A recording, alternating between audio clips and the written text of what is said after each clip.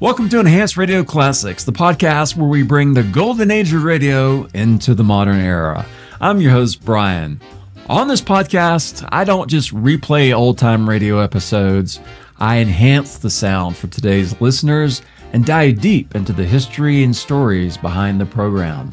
Today, we're going to be continuing our look back at the iconic sci-fi series Space Patrol, a show that captured young imaginations across the galaxy in the early 1950s. In this episode, we'll revisit the 10th adventure from the series, titled The Space Shark, which originally aired on Saturday, December 6, 1952. Wheat Chex, Rice Chex, and Good Hot Ralston present Space Patrol! High adventure in the wild, vast reaches of space. Missions of daring in the name of interplanetary justice. Travel into the future with Buzz Corry, Commander-in-Chief of the Space Patrol! In today's transcribed adventure, Buzz and Happy are on Venus on a farm where food is chemically grown in large tanks. As they walk toward a building where Tonga is held captive, huge sun mirrors atop several tall towers turn ominously toward them. Smoking rockets, Commander. It's really getting hot all of a sudden. Yes, waves of heat. Even for Venus, this is unusual. Gee, my eyes. What a glare. Don't look at those reflectors. They'll blind you. Let's run for the building and get out of the sun. Happy, look out. They're focusing those sun mirrors on us. A whole battery of them are pointed right toward us. Maybe we can dodge them. Run back this way. Commander, they've got us surrounded by the heat beams, and they're closing in. If they hit us with all of them at once, we're finished. We'll be back in just a moment with today's Space Patrol story, The Space Shark. Commander Corry and Cadet Happy have just blasted off from the planet Saturn, where they've been investigating mysterious contamination of chemically grown food shipped from Venus.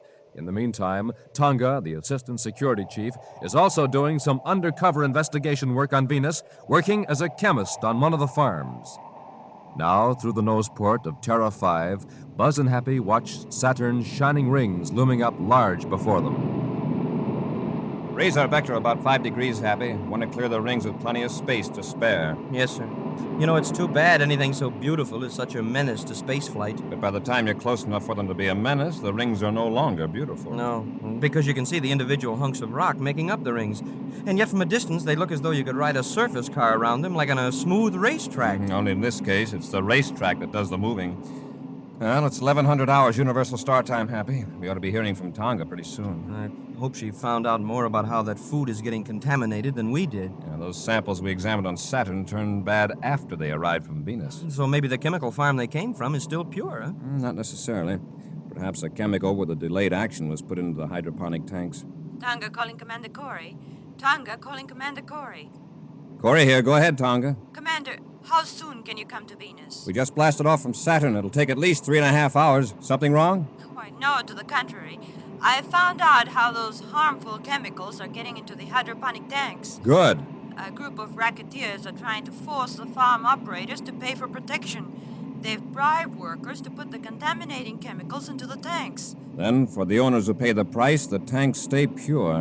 Who's behind this gang? I don't know yet, Commander, but I think I will by the time you reach Venus. Where are you now? In the women's dormitory at the farm. I'm just about ready to report for work at the lab. If you leave your miniature spaceophone in your room, be sure you hide it carefully. I keep it with me, Commander. It's safer. You want us to come directly to the farm when we reach Venus? I'll let you know later, Commander. By the way, I'm working here as Miss Burns. All right, Tonga. Be careful. Corry out. Gee, Commander, Tonga seems to have found out more in a week than all the other agents have in a month. She's a good security department operator, Happy. No, we'll clear the rings. Change vector for Venus. Yes, sir.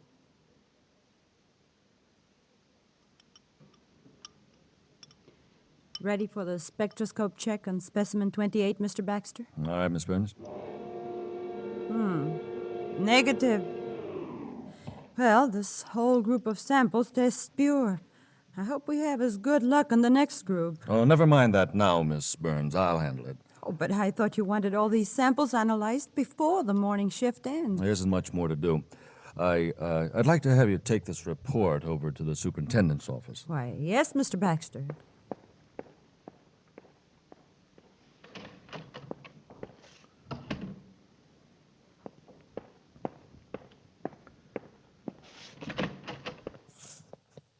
Come in, Eagle.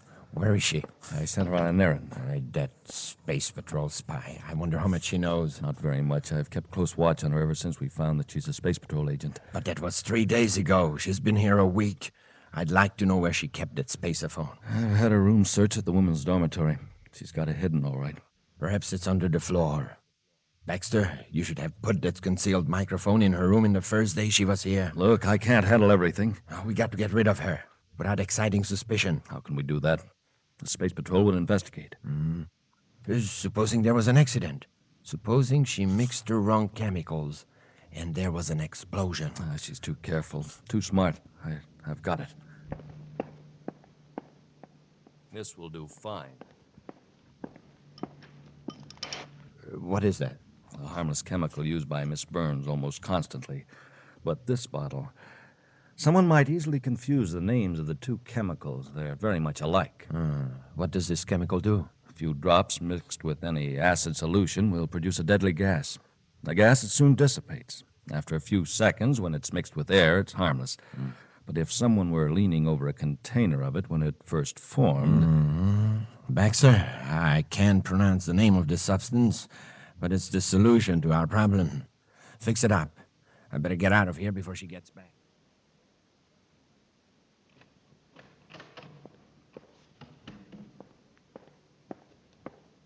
The superintendent said he'd check the report later, Mr. Baxter. Typical. He hollers his head off for something, then lets it sit on his desk for 3 days. Miss Burns, would you take over here? Of course. I've got to rush over to tank number 5.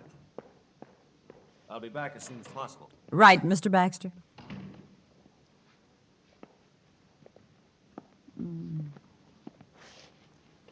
Now, let's see. Anatheric acid, 20 cc's. Oh, now where's it? Oh, here it is.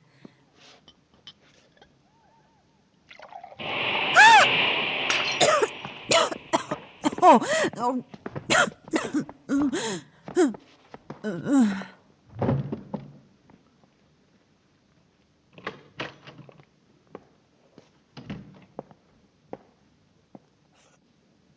It worked, Eagle. Is the gas dissipated? Do you think I'd be walking around like this if it hadn't? As I told you, it only takes a few seconds for the... Baxter, she's alive. Huh? Look at her. She's moving, tugging at her throat. She must have jerked her head back before it got into her lungs. Now what do we do? This makes it awkward. Let me think a minute.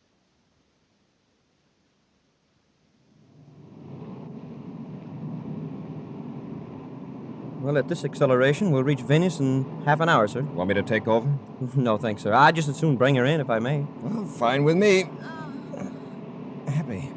Listen, I heard something on the miniature spaceophone. So did I. I got it, Baxter. We'll load our Miss Burns into a surface car and take her to my hyperdromic farms. Suppose somebody sees us. Tell them there was a slight accident. We can say I'm a doctor. Take her to a hospital. Commander, they've done something to Tonga. Quiet, Happy. Why take her to your farm? When she comes to, we can make her tell how much she knows. We certainly can't work on her here. Yeah, that's right, Eagle. I'll stay here and watch Miss Burns. You got to get a surface car. Go on, get moving. Tonga managed to click on her spaceophone, so she's probably not too badly hurt. I wish they'd keep talking so we could find out who they are and where they're going to take her. Baxter and Eagle. Eagle has a chemical food farm. Happy, you keep listening to your miniature set. I'll contact Venus Space Control and have them check on the location of a hydroponic farm owned by a man named Eagle.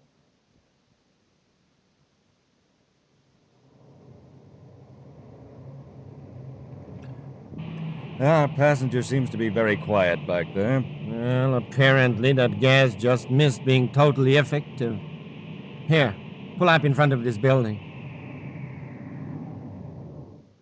What's this place? A couple of storage rooms and a solar mirror control. Quite a layout you have. Yeah, very successful farm, Baxter. And you know, I haven't had a bit of trouble with contaminated food. I wonder why. I wonder why. Oh, come to think of it, maybe I'd better have some trouble, in case the Space Patrol starts wondering why. Well, come on, let's get her out of the car. She's still unconscious. We'll have to carry her. Yeah, all right, let's go. Spaceship. It's landing. Quick, get her inside. It's a space patrol ship. Why do you suppose it's coming here? It's the commander ship. I've seen it a dozen of times on Terra. He must know the whole deal. How could he? The girl tipped him off. Probably has been waiting for days for some open move on our part. What do we do with her? Where's one of those storage rooms? Oh, wait, there isn't time for that now. Bring her in here. We got to stop Corry. Stop him? How? Set her down here. Look, why don't we lock her up out of sight? Maybe we can bluff Corry out of it. He can't know anything. Well, he's obviously been to the other farm and knows the girl was taken away in a surface car. Nobody asked us any questions? No, but several people saw us. Why don't we get in the car again and get away from here? And be followed by Corry's spaceship? I'm not anxious to tangle with Corry. We won't have to. Come here. I'll show you something that will take care of Corry.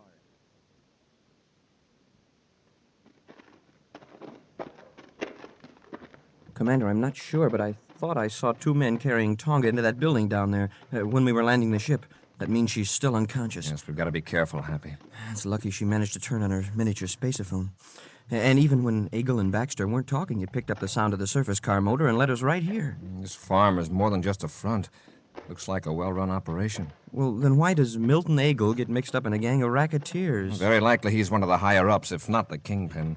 This protection racket is his way of controlling competition.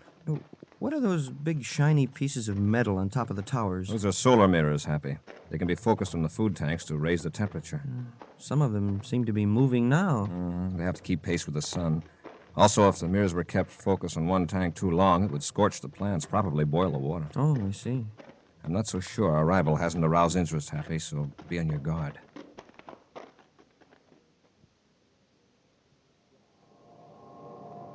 Get the idea now, Baxter? I'm surrounding Corry and the cadet with circles of concentrated sunlight. What do you expect to do? Blind them with the glare? Yeah, wait till I converge all those beams in one spot, right on Corry and his friend. Eagle, why, do you realize the heat those mirrors put out? Yeah, quite well, Baxter. And I think this will serve to stop the space patrol permanently. Now watch. I'm going to bring the focal points together.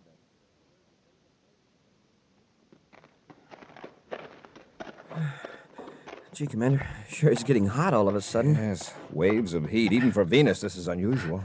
Smoking rockets, my eyes. What a glare. Don't look at those reflectors. They'll blind you.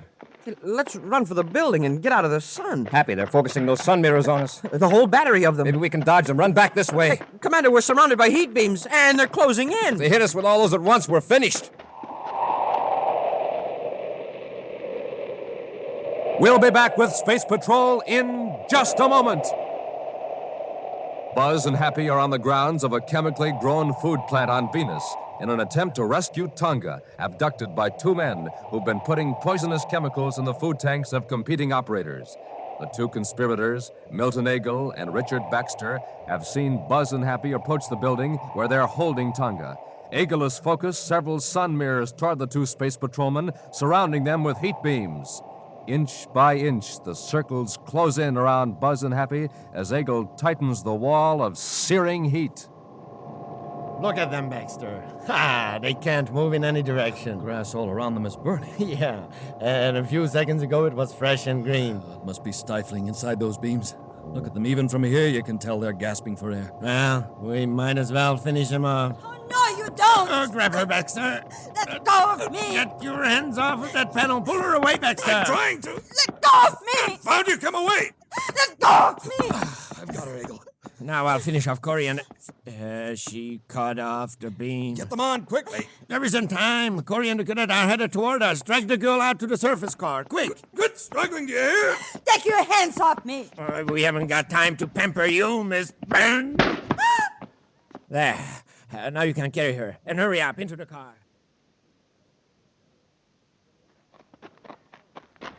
They're getting into the surface car. They've got Tonga. Hurry, Hap. Stop! Hey, come back here! It's no use, Hap. Doggone it, a few more steps and we'd have made it. Back to the ship. We'll blast off and trace them. They won't be able to get far.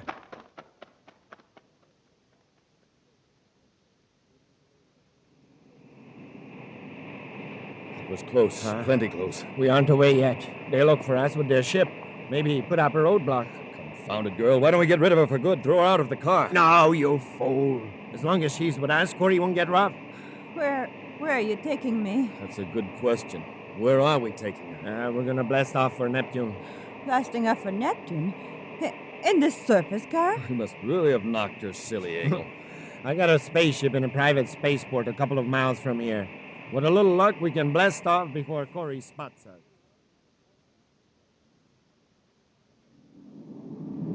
With a little luck, think we I've can got blast 'em, off sir, before on the Corry miniature spots set. us. Can't you get any that's more them, all speed right. out of this surface car? You just leave the driving to me. Watch the girl. Where on Neptune are you taking me? To a place where the space patrol will never find you? I suppose you've got a hideout in the mountains somewhere. No, not quite. There's a small settlement along the Krolog River, just about 60 deals east of Neptune City, where we won't be found. Wouldn't a big city be better? People wouldn't ask so many questions. I know what I'm doing. Well, we know where they're going to take her. Hope we can rescue Tonga before they get her aboard the spaceship. Hey, Commander, there's a surface car down there on the highway. Do you suppose that's the one? Very likely. Let's cut down our speed.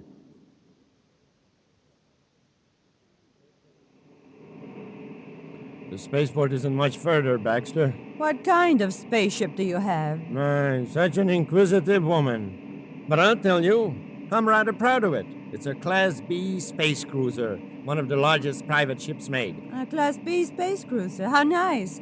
It must be Venus Registry, then. Yes, Venus Registry. Anything else you want to know? Hegel, we're being followed. By a surface car. None showing on a highway radar. No, a spaceship. It's pretty high up, but it's hovering. There's some binoculars in the compartment. See if you can make out what ship it is. All right. I don't like the looks of it. Why would a spaceship be traveling so slowly over this part of Venus? It's changing direction now. I can get these glasses, folks. It's a space patrol ship, Terra 5. Corry again. Yeah, maybe he didn't see us after all.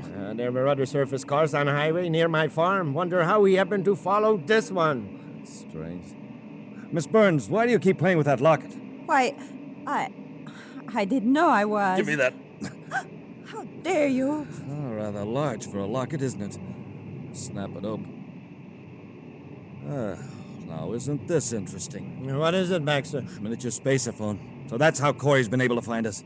We really ought to fix this girl now. Shut up, you fool. Turn that spaceophone off. Just a minute, Eagle. I know where you are and what you're up to. If either you or Baxter harm Tonga, both of you will regret it the rest of your lives. Oh, so your real name is Tonga, the assistant security chief. That's right. Corry, I got a proposition to make to you. What is it? If we turn Tonga loose, will you let us alone? You know I couldn't make a bargain like that. Well, I'm willing to take a gamble, Corry. I know you'll keep after us, but I'll trade Tonga for a few minutes' time. There's a small check a few hundred yards down the highway. I'll leave Tonga there. How about it, Corry? It's your best chance to get her back safely. All right, Eagle. I'll get you anyway, but I warn you, don't try to double-cross me. Cut the spaceophone off, Baxter. It's off. Here's the shack. We got to work fast.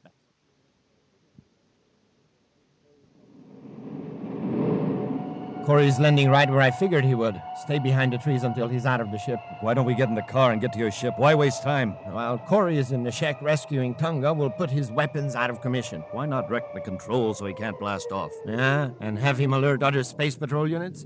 Our best bet is to have Corry after us himself.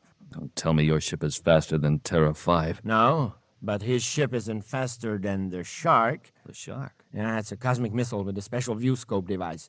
I have one aboard my ship. And once it's launched at Corry's ship, he can dodge it or outrun it. Yes, and with his own cosmic weapons out of commission, he can't fire at the Shark. That's right. He can run all over the solar system. But sooner or later, the Shark will get him. Come on, get ready. Corry and the cadet are getting out of the ship.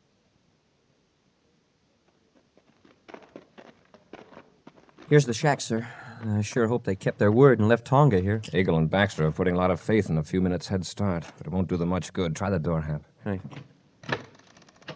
Commander, Happy. Are you all right, Tonga? Yes, Commander. They've got her tied, hand and foot. That's to give them more time. They probably would have locked the door if they could. Here, I'll cut those ropes, Tonga. Thank you, Commander. I tried to find out exactly where Eagle's spaceship was. All I know is that it's not too far from here. Happy and I looked for it from the air, but it must have been hidden. Hey, listen. The ship blasting off. Probably Eagles. Let's see. By the time we walk through the woods back to our ship, well, they'll have about 5 minutes start on us. 5 minutes? Well, that isn't going to do them much good. They picked us up, Eagle. Good. Now let's give Corry a run for his money. When are you going to launch the guided missiles at them? wait till they get closer. First, we lead Corry out of the regular lanes. I don't want him to call for help when we launch the shark.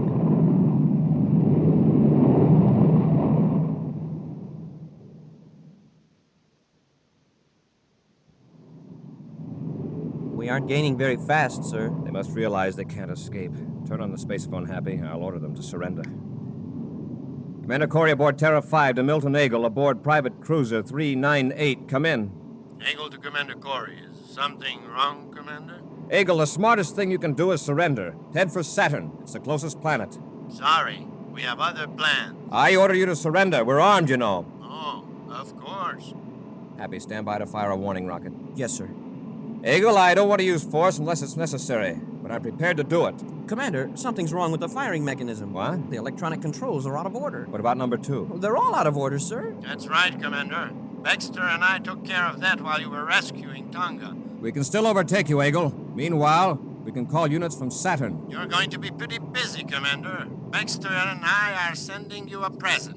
Catch. Eagle, if you fire on a space patrol ship, you'll be blasted out of space. Commander, look at the viewscope. Something's leaving their ship. It's not a regular missile, sir. It's too slow. It may seem slow now, Cadet, but wait. Eagle, what did you just release? A weapon with your picture on it, Commander. It's gaining velocity, sir. It's a guided type missile with a cosmic warhead. Have fun. Eagle out. Happy. Change vector for Saturn. For Saturn, sir? Yes, and put on all the acceleration we can stand.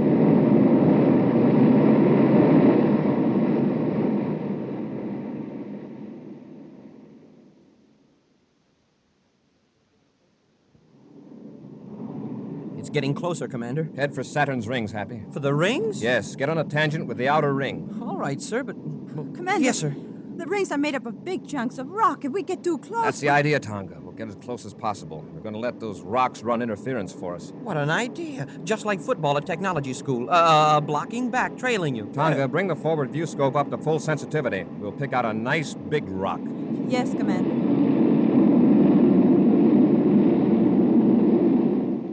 That missile's awfully close, sir. At this rate, it'll hit us in a few seconds. There's a giant hunk of rock dead ahead. Good. I'll take the controls now, Happy. Gonna see how close I can come to that rock. Tonga, watch the rear view scope. The missile's awfully close. Fine. We're gonna jaywalk right in front of that rock. Ah! Wow! Oh, boy, was that close. Smoking rockets, have you ever seen such flying? Watch the rear view scope. The rock. It blew up right behind us. Guided missile hit it. Oh, that was luck. Luck, nothing. That was the trickiest spaceship piloting in the universe, Commander. You hit a guided missile with an unguided missile. Now, let's take care of some unfinished business. Eagle and Baxter. How are we going to find them now? I don't think it'll be difficult. They figure we're out of the way, so they might go back to their original plan. The Krolok River place? We'll try it. Take over, Happy. We're clear of the rings.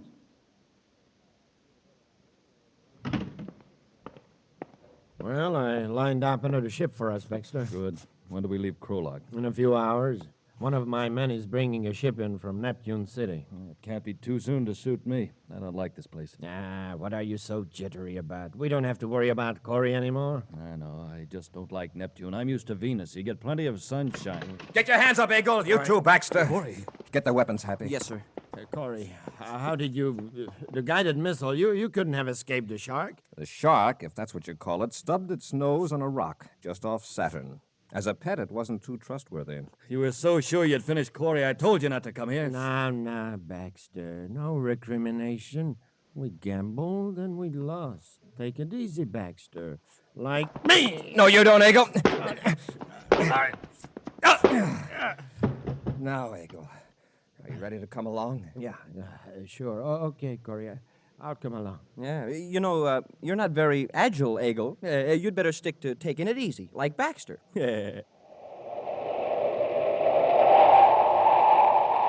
An exciting preview of next week's thrilling Space Patrol story in just a moment.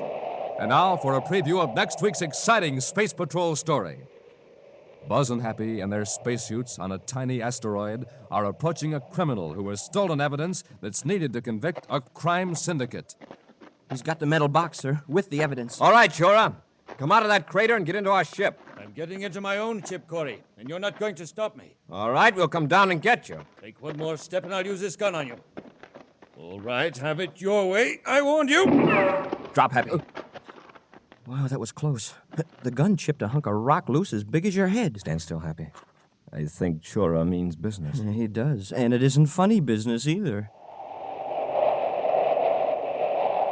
Be sure to be with us next Saturday for the exciting story, The Search for Asteroid X, when Wheat Checks, Rice Checks, and Good Hot Ralston again bring you Space Patrol! Space Patrol, an original Mike Moser production starring Ed Kemmer as Commander Corry and Lynn Osborn as Cadet Happy, was written by Lou Huston and directed by Larry Robertson. Other players were Bela, Kovacs, Kemmer, and Nina Bara. Dick Tufeld speaking. Now, don't forget to tune in next Saturday and every Saturday when Wheat Checks, Rice Checks, and Good Hot Ralston again present the new, exciting Space Patrol! And be sure to see another exciting Space Patrol story on your local ABC television station. Consult your local paper for time and channel. Space Patrol comes to you transcribed from Hollywood. This is ABC Radio Network. And that was the 10th adventure from the Space Patrol radio series titled The Space Shark, which originally aired on Saturday, December 6, 1952. I want to give a shout out to Commander Corry himself, Ed Kemmer, who was born in 1920. Over 100 years now. Kemmer demonstrated a passion for acting from an early age. After high school, he attended college briefly, but was soon called to serve in World War II, a pivotal period that would shape much of his character and life. During the war, Kemmer served as a fighter pilot with the United States Army Air Forces. His bravery came to the forefront in 1944 when his plane was shot down over France during a mission. Kemmer was captured by German forces and held as a prisoner of war. He briefly escaped from the camp for 2 weeks before being recaptured. After the war, Kemmer pursued his passion for acting. His big break came in 1950 when he was cast as Commander Buzz Corry on Space Patrol. The series became an instant hit, with Kemmer's portrayal of the heroic and resourceful space commander captivating audiences. Throughout his career, Kemmer viewed Space Patrol as the most important thing he ever did. One engineer at NASA told me that he got first interested in space because of our show, Kemmer once said, so it had an importance that I never knew existed. As for his starring role, Kemmer told the Columbus Dispatch in 1994, I played it as straight as I could. You don't downplay to children. A lot of shows make that mistake. Kids see through that right away.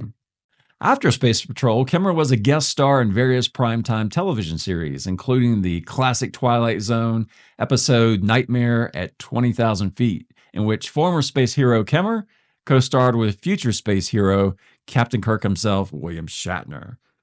Kemmer married Fran Hefner in 1952, and the couple had 3 children. He was known for his humility and dedication to his family, often prioritizing them over his career.